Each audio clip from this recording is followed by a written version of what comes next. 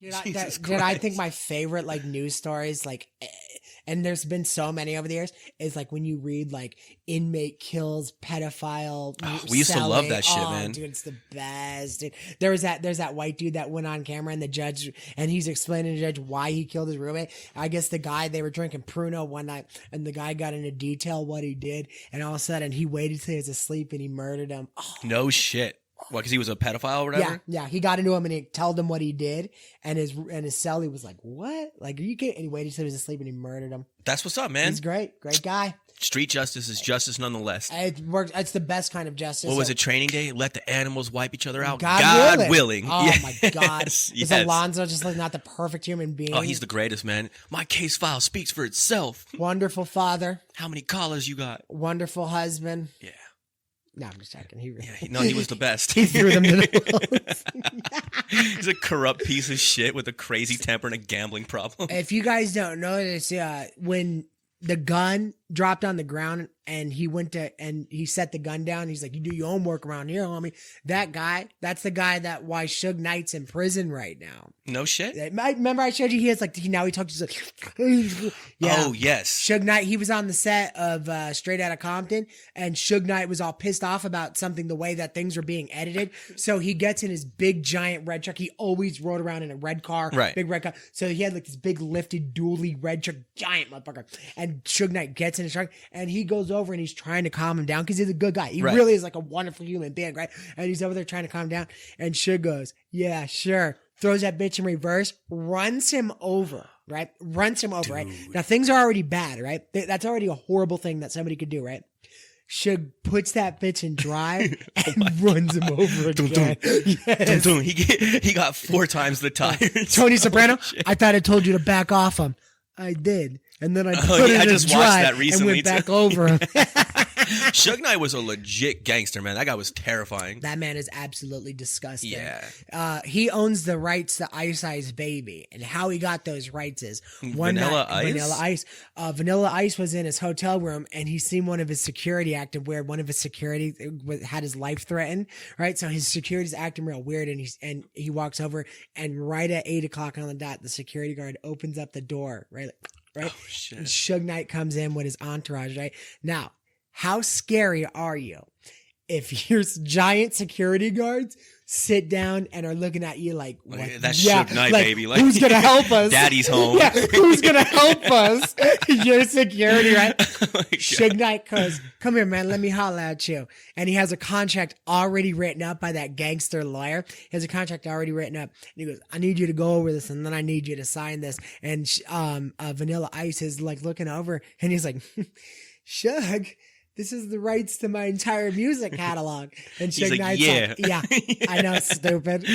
Yeah, I'm extorting you, dummy." He's scratching his head with a revolver barrel and just waiting for him to sign it. So just being menacing. So he walks over and he goes, "Listen, let's get some air." And he points to the bottom of the hotel, and Suge Knight says, "I'm going to fucking throw you over this if you don't sign that." And he meant it. And then, he would. Yeah, There's not a question he would have murdered him. He meant it. And then Vanilla Ice looked at his security again, like, "What are you going to do?" And the security's over there like this. he's literally doing this. He's going la la la la la la la. I can't hear you. I can't hear you. And what does Vanilla Ice do? He's closing his eyes. He signs that music over, right? Now, any court would say, "All right, this is obviously threatening. It's null and void, blah, blah, blah," right? We forgot to plug this in. Oh, is that anything bad? Yeah, keep talking. Oh, okay. All right. So obviously, any court he would have went to, he would have won his music back. There's no deal in hell that they would say, "Okay, he gets no money for it. He signs over his entire music catalog." Like, obviously something's been tampered with. Things are wrong. They would have won it back. Vanilla Ice was so scared of Suge Knight, which he should have been. He was so scared of Suge Knight, he never pursued it. In fact, he never made a song beyond that. It took like something like 20 years. But the first thing he did in all the time that Suge threatened him with that, the very first thing he did was The New Guy, which was that movie with that kid. It was a great movie. That's the first time he's been in any type of entertainment or anything in all those years. That's how much Suge Knight scared him. Good. So I guess what I'm getting at is Suge Knight did one good thing. The moral of the story is nobody's all bad. Exactly. We all deserve a second chance. Sugar Bear Marion Knight. Yeah, dude. Yeah, Sugar Bear Marion Knight. That's his name. Dude, that's a pimp ass terrifying name. Pimp ass name, dude. He also is the one who murdered Eazy-E. Yeah, that I knew. Yeah, and Pac. No, but did you hear what he said? Pac? Wasn't that him too? So he had a hand in that. People say that he's responsible. He was also shot in the head that night. Huh. All right. Do you want me to tell both? Yeah. Okay. Pac got killed. The reason why Pac got killed is Pac stuck his nose in some gangster shit that he really had no business doing. So he should have just laid low. Pac was not a blood or a Crip. Pac was from Baltimore, then he moved to New York, and then he started hanging out with Death Row, who was all Bloods. They seen this dude, Orlando Brown, walking through the MGM Grand the night of the Tyson fight. Somebody recognized him, punched Orlando Brown in the head. Pac jumps in, literally the biggest star out of all these guys, jumps in and starts soccer ball kicking this dude in the head. Pac's not a gangbanger, but Pac was more gangster than all these dudes. I'm telling you though, this is one he should have sat out. He was good. He was kicking this dude in the head with he was kicking this dude in the head with like golf shoes, like just kicking the other dog shit out of him. Right. Dude lifts his head up. Dude is a Crip, full on, straight up, something like 21st Street Crip, whatever. He was from Los Angeles. Total Crip, right? He lifts his head up and he sees Pac kicking him in the face. He runs to his car. He drives down. He waits on the strip for these guys. He sees their entourage blown up. He sees all the flashing lights.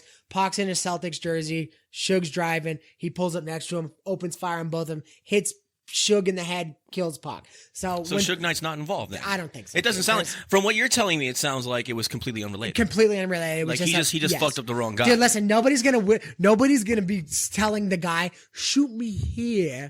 So, don't hit me in the temple, but not here. You gotta hit me right here, or else the bullet's gonna go. I have a metal plate that's like 1 inch squared here that you need to hit. You'd have to be fucking retarded to put together a plan where you get shot in the head, just not deadly. Okay, so yeah, but that's how that went down. Eazy-E though. Eazy-E is just fine 1 week. Has full-blown AIDS that is murdering him. The highest form, full-blown, the highest form that's just attacking your white blood cells, murdering you. Full-blown AIDS, stage 4, whatever. That's when you withered away in like a handful of months, right? Dude, weeks. He was bad in 2 weeks. Jesus Christ. And how they did it. So Suge Knight gets out his very first day out. He does an interview with Jimmy Kimmel to let everybody know he's back. Jimmy Kimmel was talking to him. He's like, yeah, and he has a bulletproof. I'm glad guys like that could make it pretty easily. We have to try so fucking hard. Imagine that. I'm talking about not us, the show, like all of us in society that actually have legitimate lives and try really hard to pay for our families and send our kids to college. But he gets to go on Jimmy Kimmel, no fucking problem. Dude, I always thought in my head that you got. He comes out of jail and he's just famous and rich again, and he's a complete and utter murdering thug piece of garbage. To be really successful in that, I think you got to be a little crazy. I think you got to be kind of nuts and kind of out there. Well, and to a not degree, think like the normal. You know what I mean? To a degree, but also then there's just people that are just criminals or lucky. Sure, absolutely. So he gets out, and Jimmy Kimmel, as a gag, is wearing a bulletproof vest, and he's like, "Oh, this? No, I always wear this." And Suge Knight looks at Jimmy Kimmel and goes, I wouldn't shoot you, man. He goes, what I'd do, I would put AIDS blood on a little needle and prick you. Oh, shit. So he was basically confessing to killing Eazy-E. And he goes, that Eazy-E thing. Oh, shit.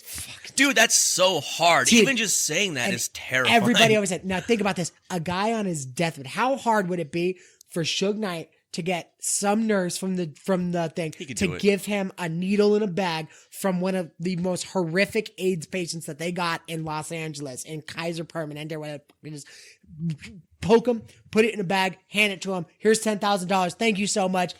Somebody gets close to Eazy. Obviously, there's traitors in the world. Just bink. Boom. You're done. Dude, he gave me a shot earlier with something, not heroin.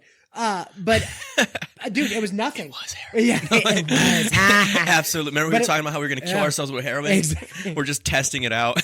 we're in the beta phase. But it was. It wouldn't be hard. It would not be hard to do, even in the calf or something like that. Yeah. So no, there it's you nothing. go. Once it's in you, it's like, it just needs to touch your blood. That's it. And this is the 90s, dude. This is when AIDS were a death sentence. Like automatically they had like a death super sentence. AIDS. Yeah, dude. That was we had no treatments or anything back then. You couldn't curb anything.